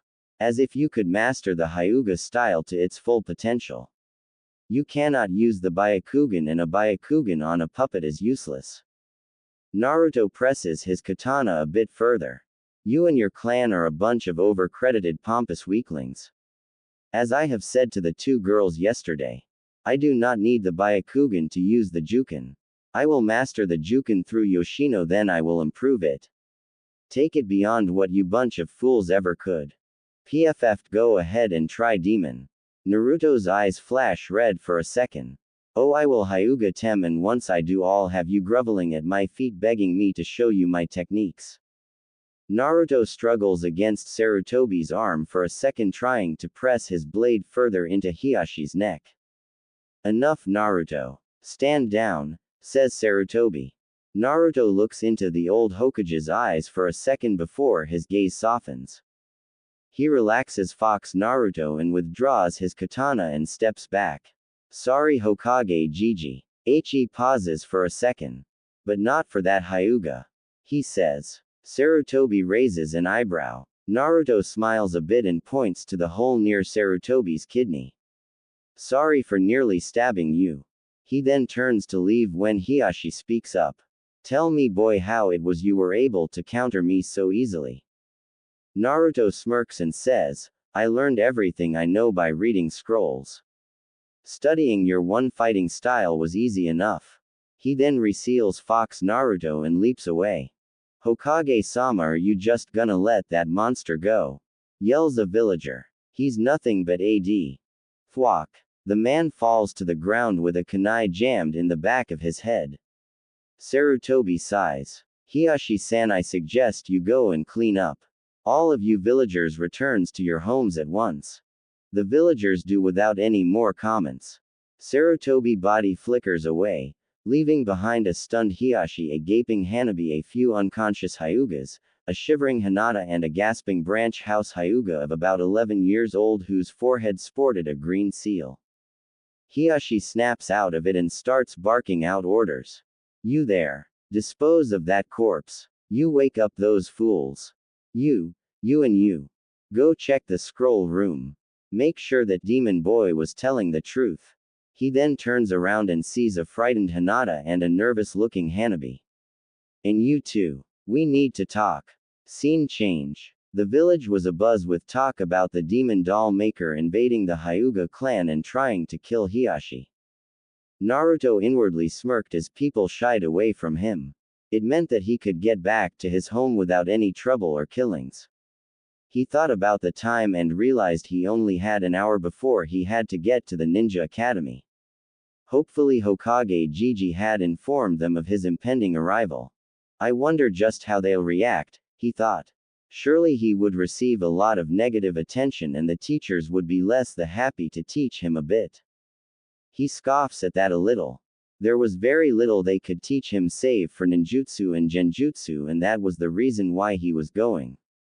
He knew that ninjutsu and genjutsu were essential to any ninja's career, and he was severely lacking in that area. Weapons, puppetry, seals and taijutsu were great and all, but without the other two he felt incomplete. And Naruto hated that feeling.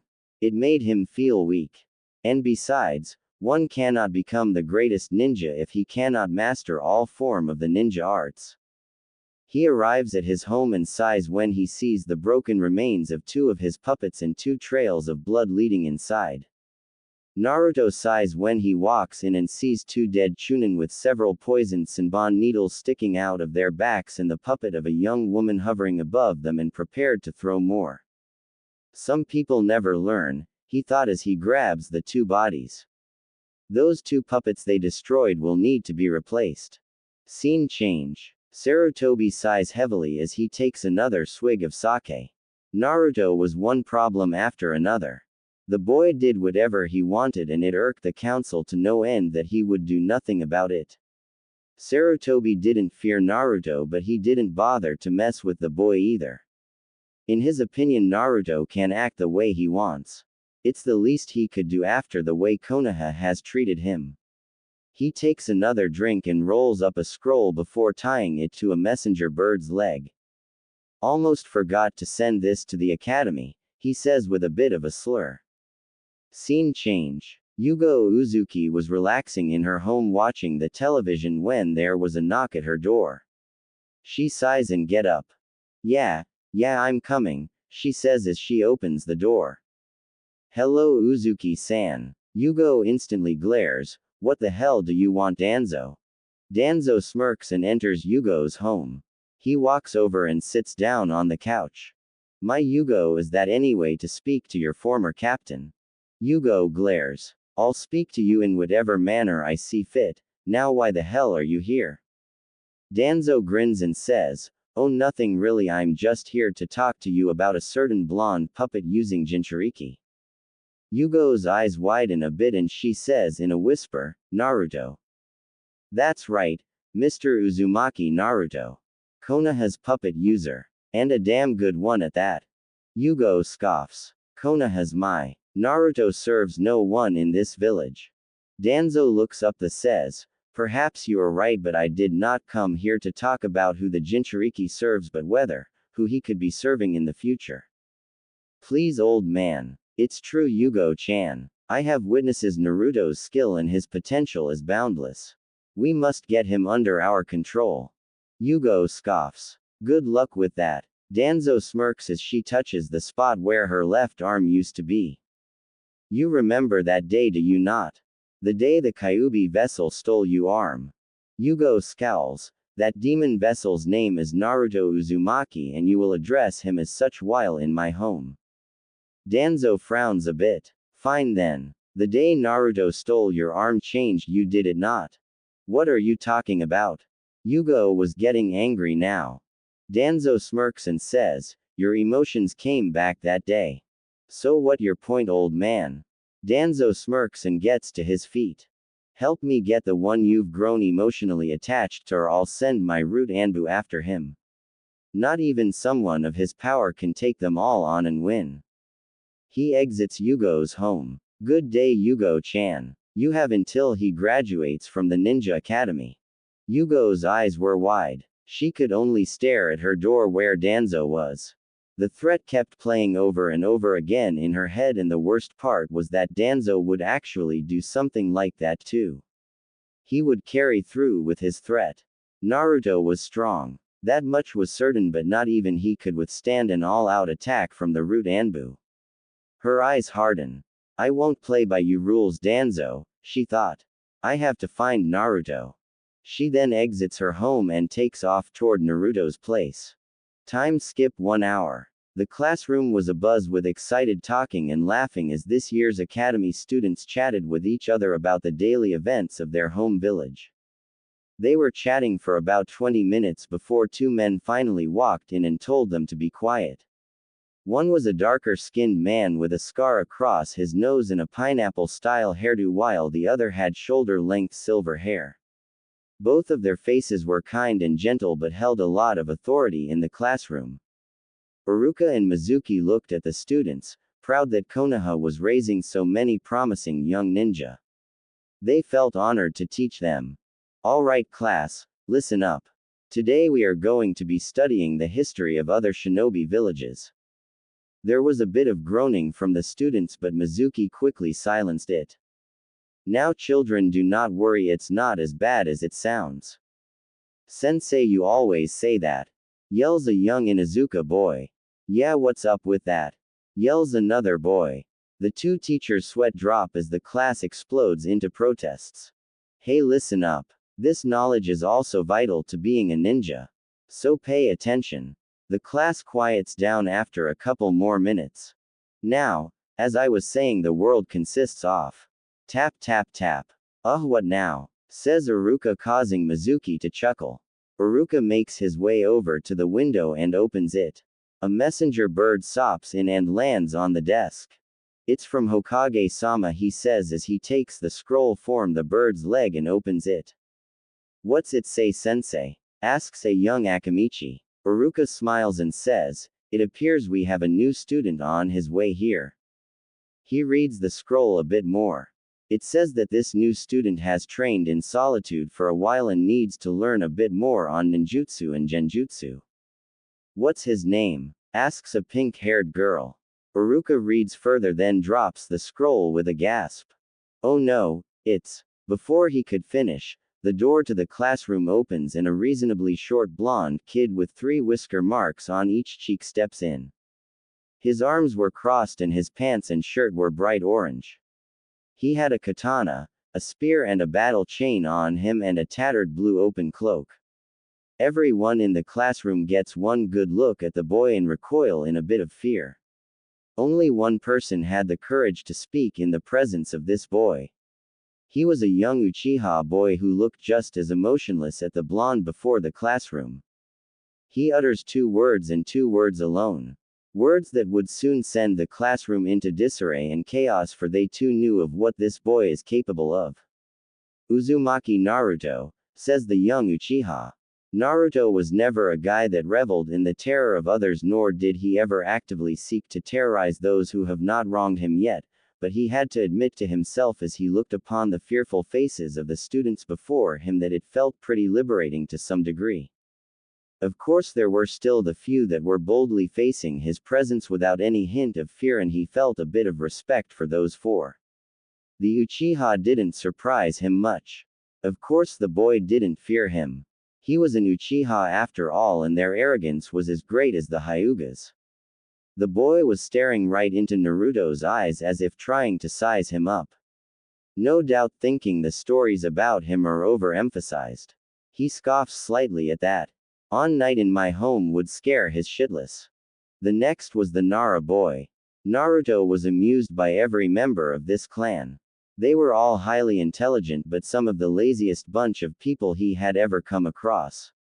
Even now this boy was looking at him with half-closed and uncaring eyes that said, just let me sleep and I'll leave you alone. He shifts his gaze over to the boy sitting at the back of the room. Sunglasses and a high collar covered his face. The Aburame clan had interested him greatly a while back. After reading a bit about their abilities in his book about Konoha's clans, he took the liberty of observing the clan as the members went about their business. He had been caught every time, but was surprised when they didn't brutally attack him but instead seemed to give him pointers on his stealth. The last boy intrigued him because he was staring at Naruto with curiosity and a bit of hostility. He has tan skin and reddish-pink shoulder-length hair. His eyes were mismatched colors, one brown and the other green. He looks back at the 2 frozen teachers and speaks. I'm sure Hokage Gigi has informed you of my arrival. Iruka nods slowly with a guarded look. Yes, we just received the message right before you arrived. I welcome you to our class, Naruto. Naruto nods a bit and heads over to the class. He smirks as the students shy away from him and begin to whisper among themselves. It's the puppet boy. I know. They say his house is so riddled with dangerous traps that not even a squad of Hyugas could survive trying to break in. It's true. It's also true that he turned a Hyuga into one of his puppets. Is it really a good idea to let him be here? I mean, look at him. Let's just stay out of his way. I'm with you on that one. Naruto couldn't help but smile a bit. At least the younger generation had enough common sense not to mess with him. He takes a seat next to the Uchiha and waits patiently for Iruka to begin his lessons. Scene change. Yugo sighs in frustration as she leaps over another house. Of all the times to virtually vanish off of the face of the elemental nations, why did Naruto choose today of all days? She looks around almost frantically. Danzo's threat hung over her like an ornament of dark mockery. She was worried for Naruto, although some part of her told her that she shouldn't be. After all, this is the boy whose trap-setting skills and knowledge of poisons borders on Sannin level. Naruto, I have to find and warn you, she says as she lands on the ground in the central marketplace. Warn Naruto of what? Yugo spins around and sees none other than Sarutobi looking at her with a raised eyebrow. Yugo bows. Hokage-sama, I didn't expect to see you here, she says with a voice full of surprise. Sarutobi chuckles and says, even I deserve a bit of downtime. Now, what's this about Naruto? Yugo looks up and says, Danzo of Root is after him. Sarutobi looks up. I see. Well, follow me, I know where he's at right now. Yugo breathes a sigh of relief and follows her leader towards the ninja academy. Scene change. Naruto was disappointed. The academy didn't really teach any ninjutsu or genjutsu, and that's all he cared about. He already knew most of Konoha's history and the clans of Konoha, so he really didn't pay a whole lot of attention. He instead pulled out his human anatomy book and started reading. His knowledge of the human body was very impressive. If he so desired, he could become an amazing medical nin. Class had just ended and the students were heading out. There were still whispers about him and the two teachers were still guarded around him. He paid them little attention. He stopped caring what others thought of him a year ago. What is that monster doing here? Naruto turns around and is met with the hate gazes of the parents of the students. Get out of here, demon boy! Yells a man. Naruto sighs and secretly draws a poison-tipped Senbon needle. Enough. Leave Naruto alone of face punishment from the Hokage. Naruto turns around and sees Sarutobi and an Anbu had just arrived. The people back off, but not before glaring at the puppet user and telling their children to stay away from him. Naruto looks back up at Sarutobi and says, thanks, but you know I didn't need your help. Sarutobi sighs. Yes, I know, but I can't have you injuring people in front of their own children.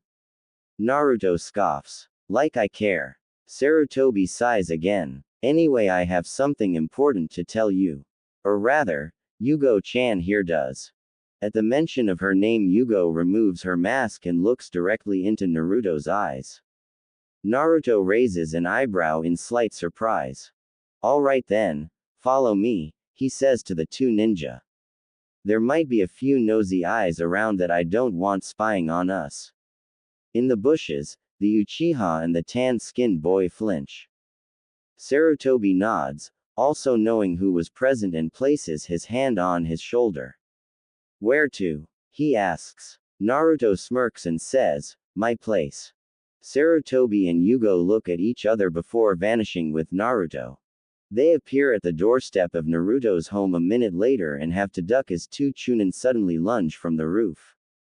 Naruto does a few finger movements and the puppets return to their posts. Sorry about that, Anbu-san. I still trust you very little, so I have not added you to the non-enemies list on my eyed seals. Yugo merely nods. Naruto approaches the stairs with Sarutobi and Yugo close behind him and eventually reach the door marked Uzumaki. He channels a bit of chakra into the door and pushes it open.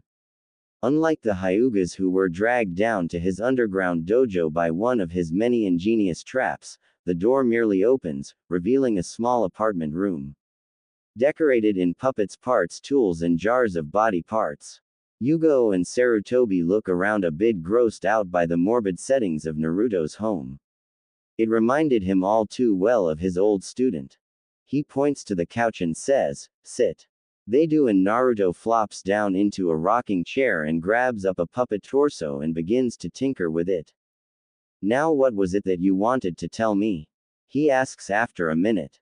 Yugo clears her throat. "Uzumaki-san." Naruto raises an eyebrow at her. She gets her scruples together and continues. "Danzo of Root Anbu is after you."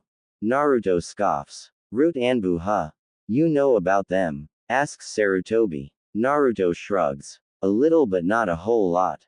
A couple of the ninjas who have died here were once part of the Root Anbu, so I know a bit about them. They are a secret branch of Anbu. The more ruthless individuals, and this Danzo is their leader." Yugo nods. "And this Danzo wants me under his control, no doubt." "That is precisely it, Uzumaki-san. Danzo has instructed me to convince you to join his Anbu division or be eliminated by him." Naruto looks up, then glares at Yugo. "Tell this Danzo that he is going to die. No one threatens my life." He stands up and looks her dead in the eye. "I answer only to Hokage Gigi. No one else. If this Danzo wants so badly to control the Jinchuriki of Konoha, then he better come at me himself and try and force me." Yugo goes to say something else, but Sarutobi interrupts her. "Naruto, don't underestimate Danzo. He is powerful." Naruto nods. "I underestimate no one. The day Danzo sends his Anbu after me will mark the day of his death." "How long do I have?" "Until the day you graduate from the Ninja Academy," says Yugo. Naruto stands up. "Fine then." He heads into a back room, and Sarutobi and Yugo could hear numerous clicking sounds and the clinking of metal and weapons. Just as Yugo was going to ask Sarutobi what Naruto was doing, the blonde returns with a large bundle in his arms. He looks at the two ninja in front of him as if surprised that they are still there. "Naruto, what is that?" asks Sarutobi. Naruto drops the bundle and causes Yugo's eyes to widen. The bundle unravels and reveals a new puppet. This one was huge. At least 7 feet tall and had pitch black skin. It had the body of a very muscular man. One arm was covered in a huge gauntlet and a foot-thick giant clock's gear. The other arm wasn't connected to the body yet and still looked pretty normal. The upper half of its face was covered in a thick steel Roman-style helmet, and snow-white hair sprouted from underneath the helmet.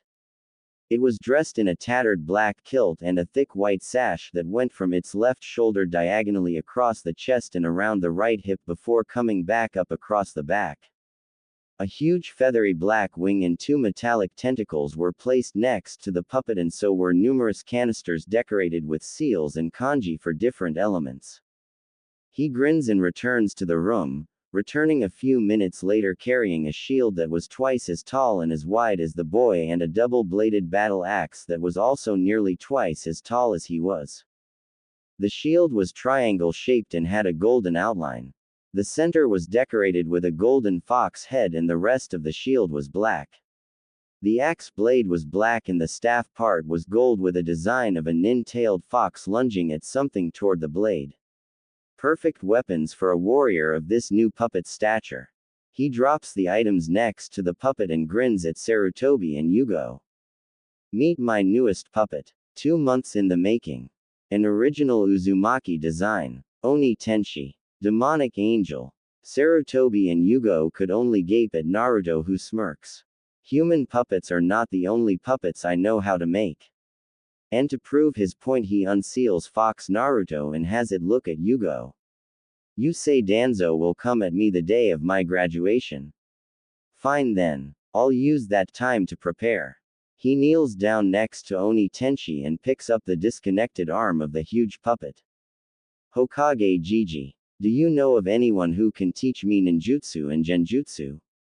Someone I won't end up killing would be preferable." Sarutobi looks up as images of Sume, Inoichi, Shuza and Shikaku dance through his mind, but before he could voice his thoughts, Yugo speaks up. "I would love to teach you, Uzumaki-san." Naruto looks at her with a critical eye. Although he heard her apologize that one day he still was guarded. He doesn't throw out his trust foolishly. And why would you want to teach me, Anbu-san? Aren't you the one whose arm I have taken? Yugo nods slowly. Naruto stands back up and approaches the woman. He looks deep into her eyes, a mere 5 inches apart. Yugo quickly became lost in Naruto's eyes. Eyes of the deepest blue she had ever seen. Eyes of a boy who has long since stopped caring about the world. Eyes of one who has dealt with a soul-gripping sadness. She felt something build up in her. A deep feeling in her stomach. At that moment all she wanted to do was embrace Naruto in a hug and comfort him forever. She refrained at the risk of getting jammed in the neck by a poison-tipped Senbon needle. Naruto, as if sensing Yugo's emotions, takes his eyes off of her and looks up. What is your name? I have seen you on several occasions and yet I do not know your name. Tell me, Anbu-san, and I will allow you to train me. Yugo nearly smiles happily and she gets to her feet. None of them had noticed that Sarutobi had left with a smile. My name is Yugo Uzuki. Former member of Root Anbu. Instigator of the attack that changed you, a woman who is deeply and severely sorry for what she has done to you, Naruto. Yugo ends her sentence with a deep bow. Naruto approaches again and lifts her chin with his fingers to look into her tear-brimmed eyes. Anytime someone should be bowing to me is when they are either begging for mercy before I kill them or because I control them. He has Yugo stand back up and is a bit surprised to notice that she is only about a foot taller than he is. I am not killing you and you are not under my control. Therefore never bow to me, Uzuki-san. Yugo didn't know what to do. The way Naruto had said that sounded almost number. It definitely wasn't that. Thank you, Naruto. Naruto nods. Now I'm sure in order to teach me ninjutsu you need 2 hands, am I correct? Yugo nods. It's okay, Naruto. We'll figure something out. Naruto grins. I already have the solution to your problem. Yugo looks at him confused. Naruto merely smirks and vanishes into his bedroom. He returns a minute later holding a jar. The jar was full of yellow liquid and glowing with numerous preservative seals. Yugo widens her eyes when she sees what this jar was preserving. My arm. Correct, Yugo-san. The day I took your arm I kept it. It was also the same reason why you are still alive today. That day I found out about the Kyuubi and asked that group of dumbass villagers and shed some of my first tears. I saw your eyes. Eyes of a person that felt no hatred for me, no emotion at all, in fact. I let you live because I felt you could redeem yourself. Regain your emotions as I lost mine. Yugo gasps. I spared you because I didn't want to kill you. It's that simple. He raises the jar to her. I can reattach your arm in the span of an hour. Would you like me to do so? Yugo's body moved on its own without her consent. It just reacted. That is how Naruto Uzumaki found himself in a bone-crushing hug from Yugo Uzuki. Scene change. Sarutobi smiles as the image fades from his crystal ball. Things were finally beginning to look up. At least that's what he thought. He knew Naruto was probably never going to return to the way he was, but at least someone was finally there for him. He just hoped Naruto would be ready for Danzo. Perhaps the 4 other shinobi clans on his side would get involved. He sighs and decides not to think about it for now. Besides, he had a huge stack of paperwork to get signed. Scene change. Sai calls Danzo. A second later, a young man seemingly melts from the shadows. How may I serve you? Asks Sai in an emotionless voice. I want you to keep an eye on one Naruto Uzumaki. The puppet user. Yes. He shows great potential. I want to observe him. Keep track of his movements and make sure Uzuki is doing her job. Sai nods but then asks another question. Are you even sure Uzuki is going to cooperate? Danzo glares. She had better if she knows what's good for her. Now go. Do not get caught and do not try and enter Uzumaki's home. Sai raises an eyebrow. Danzo sighs and says, Uzumaki's home is riddled with traps so advanced they took our 4 highly trained Hyugas and numerous others over the past year. If you enter his home you will be killed. Ink drawings or not. Sai nods the bows. Now go. Hi Danzo-sama, says Sai before vanishing back into the shadows. Scene change. Yugo sat on the couch and watches mesmerized as Naruto practices with Yoshino. The puppet was moving in patterns far more graceful than anyone living could move. Naruto was a prodigy of the puppet technique. That much was glaringly sure. His weapons skills were also really great and so was his taijutsu and seal making. She watches as the Hyuga puppet twirls gracefully on one foot, producing chakra streamers that glowed blue in the room. She flexes her left arm and smiles in Naruto's direction. She still didn't know how he reattached it so well. She remembers him saying something about tiny chakra strings, but that was it. Yugo-san, how is your arm feeling? Asks Naruto suddenly. Yugo looks at the blonde as he continued to practice with his puppet and says, "It feeling great, Naruto. I can finally move it with ease now." Naruto looks at Yugo and says, "Are you ready to teach me?" Yugo inwardly laughs. Although Naruto was calm and collected on the outside, she could detect a bit of anticipation hidden in his voice. "Of course, Naruto. Whenever you are." Naruto pauses in his movements, then seals Yoshino into his arm. "Hold on," he says before walking into his room. He returns a few seconds later holding the jutsu scroll he stole from the Hyuga clan. "There is a technique I wish to learn in this scroll," he says simply as he makes his way outside. Yugo follows the blonde and asks him where they were going. Naruto walks down the hall a bit and opens the stops at a door that was 4 doors away from his apartment. He opens it and steps in, Yugo close behind him. Yugo was awed at the sheer amount of traps that Naruto had set up. There was no way in hell someone was getting very far into this home without getting killed. Yugo had never seen such elaborate, well thought out and dangerous traps. Add to the fact that Naruto's puppets patrolled the place constantly and attacked anyone Naruto deemed an enemy without mercy and without tiring, and it kind of unnerved her a bit. They made their way down a slanted hallway for what seemed like 2 hours before Naruto finally speaks. "We're here," he says as he opens a door marked Dojo. He steps in and signals for Yugo to follow. She obeys and widens her eyes at the sight. This dojo had everything needed in order to train. Weights, weapons, targets, a post, numerous opened scrolls, a few books, and numerous instructions for different puppet techniques. There was also a small letter taped to the wall right in the center. It was from Sasori of the Red Sands. A taunt to Suna. Naruto turns to looks at Yugo and says, "So what must I learn first?" Scene change. Sasuke Uchiha. A boy with principles. A boy with nobility. With the respect of the entire village. A boy who in his eyes could have no rival. Yet this Uzumaki Naruto was treading all over those beliefs. He grits his teeth a bit. Naruto was talked about all over Konoha. He was quite famous. But not in a positive way.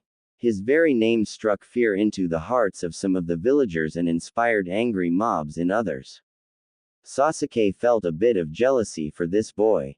He was a dead last student when he used to attend the academy. Now he was strong enough to kill Hyuga Jonins with traps alone and turn them into puppets. He was stronger than him. Sasuke grits his teeth. He had to train harder. Naruto was not going to surpass him. Not ever. Scene change. Tsuchi was an orphan. A boy of unknown origins. The only family he ever had was his older sister. She had gone missing a few years back though.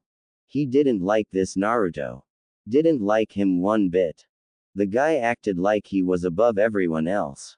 Yes, he heard the stories. He heard the rumors. He had even heard some of the villagers call the boy the Kyuubi.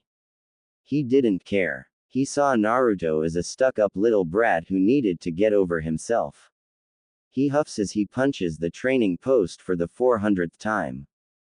He had other things to worry about, like getting stronger and locating his sister eventually. His reddish-pink hair swaying in the wind. Scene change. Neji Hyuga sat in his room and pondered. Never in his life had he seen someone fight a Hyuga so effortlessly, and yet this blonde boy a year younger than himself had utterly humiliated the entire clan. He sighs. He had training to do. Perhaps he would listen to the words this Naruto had said to Hiashi and modify the Juken. Who knows? Perhaps it was possible to take it to all new heights and defeat the fate of the Hyuga clan. Time skip. It was 10 at night when the doors opened and out stepped Yugo and Naruto. Naruto looks at the Anbu woman and says, "I thank you for today's lesson. I look forward to tomorrow." Yugo smiles and grabs Naruto in a hug. He would never get used to that and had to fight the reflex of jamming a kunai in her ribs every time she had done it, and counting now it was the 6th time. He wondered why she was suddenly so affectionate. Perhaps it was her way of being grateful for him accepting her apology and giving her arm back. He didn't know, nor did he really care. Yugo lets go of him and says, "I look forward to it as well, Naruto. Take care." She then vanishes. Naruto smirks and walks over to his apartment room. "I've been taking care since I could walk," he says in an amused voice before closing his door. He didn't notice that Yugo was still there, sitting on his roof and smiling sadly. Her heart ached. She was in pain for the way Naruto was. Because of this village, because of her. Naruto. Scene change. Sai materialized in front of Danzo bowing. "Well?" asks the old war hawk Anbu. Sai clears his throat before speaking. "I seems that Yugo-san is growing attached to him." Danzo raises an eyebrow. "Not only that, but it seems that she is training him in the arts of both ninjutsu and genjutsu. And Uzumaki actually let her get that close to him. It appears so, Danzo-sama." Danzo looks up and rubs his chin. "This is most interesting. Anything else?" Sai nods and says, "Actually yes. Uzumaki has returned Azuki's arm to her and didn't seem to care when she embraced him." Danzo looks Sai in the eye. "Is the boy growing soft?" "Not in the least, sir. He just trusts her a bit more is all."